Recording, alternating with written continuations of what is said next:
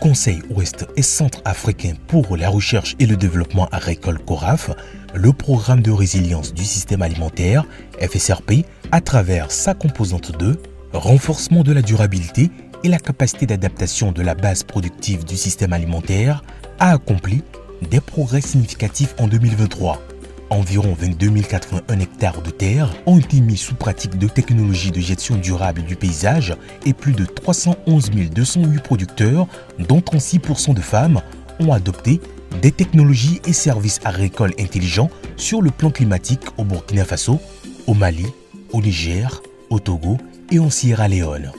Ce résultat a été atteint grâce à des activités menées d'une part au niveau régional par le CORAF et d'autre part au niveau national par les équipes pays de mise en œuvre. Au niveau régional, le CORAF a renforcé le système régional d'innovation. Sous composante 2.1, 7 centres de spécialisation ont été évalués sur des critères de performance pour leur maturation en centre régional d'excellence.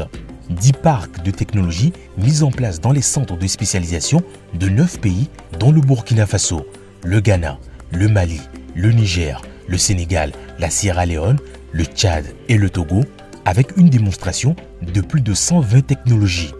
La tenue du marché des innovations et des technologies agricoles MITA, avec 154 technologies et innovations sensibles au genre et à la nutrition, présentées aux utilisateurs finaux. La formation de 137 jeunes chercheurs, dont 32 femmes sur le genre, la biotechnologie et bioinformatique.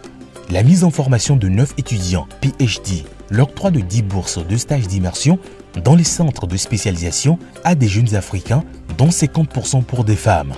La sélection pour le financement de 7 projets de recherche et développement portés par des consortia d'institutions de recherche nationales et internationales.